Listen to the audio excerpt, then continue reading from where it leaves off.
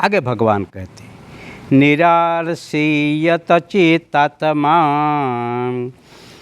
त्यक्त सर्वकर परिग्रह शरीरम केवलम कर्म कुर्वन्नाप्नोति किल्बिषम्। निराशी यत चितात्मा त्यक्त सर्व परिग्रह शरीरम केवलम कर्म कुर्वन् न अपनोति किल्बिषम्। अति सुंदर बात है। यतचितात्मा, जीत लिया है अंतकरण और शरीर जिसने, तथा त्यक्त सर्व परिग्रह त्याग दी है संपूर्ण भोग की सामग्री जिसने, ऐसे निराशी निराश रहित आशा रहित पुरुष केवल शरीर रस संबंधी कर्म को करता है। किल्बिषम न अपनोति, वो पाप को नहीं प्राप्त होता है। निराशी यतचितात्मा, जो ही आशा रहित है, आसक्ति नहीं है। त्यक्त सर्व परिग्रह, संग्रह वृत्ति से जो ही मुक्त है। निराश, कोई आशा नहीं, पाने के लिए, रहने के लिए, खोने के लिए भी कुछ नहीं।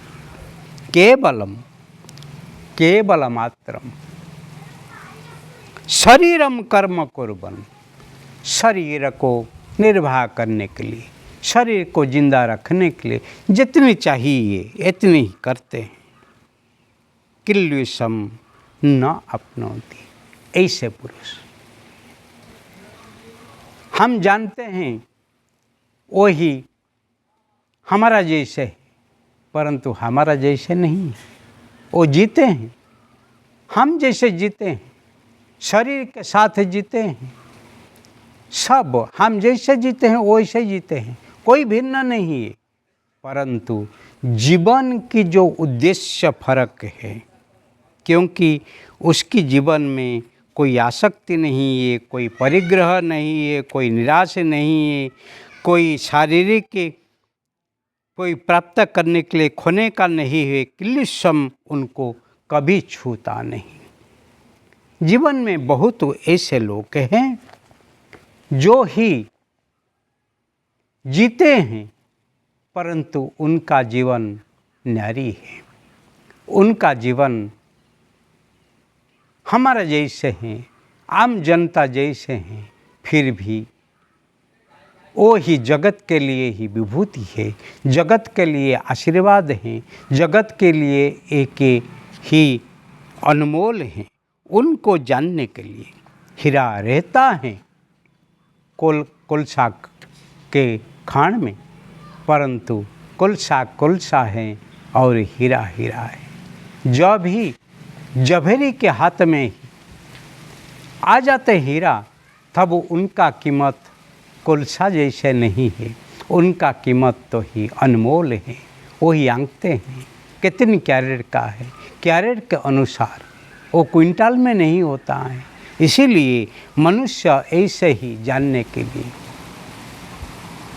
कांच है या रत्न है, किसी के हाथ में वो रत्न है, वो उसी से ही उनका कीमत ही मिलता है। कभी कोई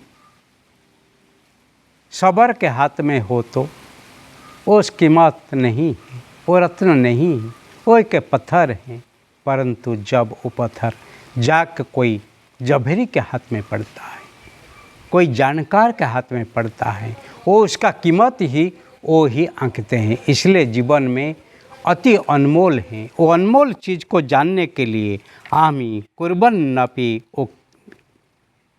वो करते हैं, परम किल्बिषम न अपनोति, उनको कोई पाप लगता नहीं है, उनको कोई अभिलाषा नहीं है, उनको कोई बंधन नहीं है। वो ही चीरा नमस्य है, वो पूजा के अधिकारी है, इसीलिए वो ही महान है।